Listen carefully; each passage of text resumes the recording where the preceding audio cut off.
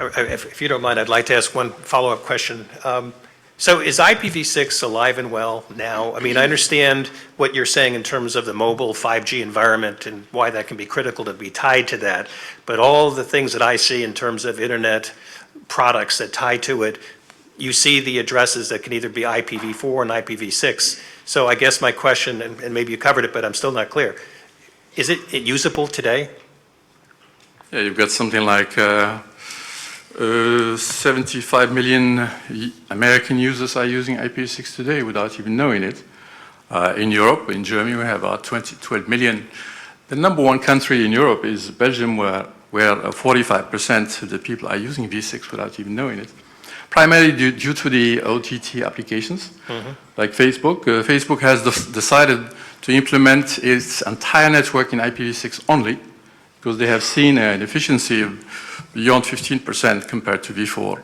So they think for 15% that's a major performance enhancer to use V6. And then they cater for V4 addressing offline, since it's only content and such.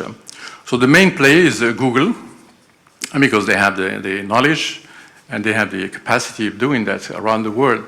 So today, if in this room the Wi-Fi with V6, all of you will connect only on V6 when looking at your Facebook page or Google and so on and so forth. So it is happening.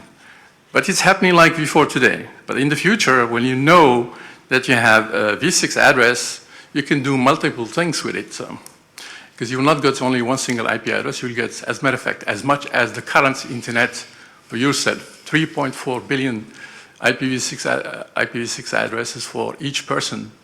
Because down the road, you will have multiple functions.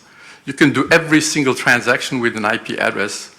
And this is where the ground is laid for a kind of immense innovation in the future.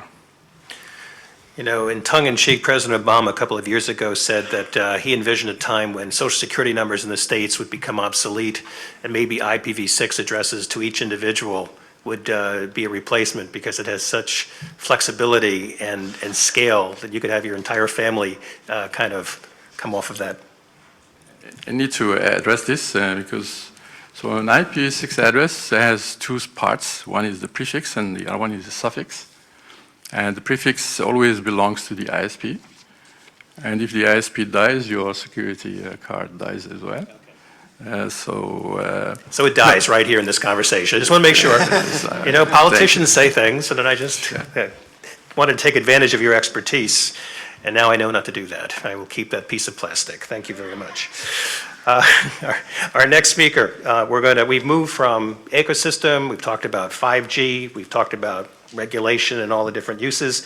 We're now going to wind up with more on digital transmission techniques with Latif Ladid, Chair, Professor, Department of Digital Transmission Techniques, University of Oulu.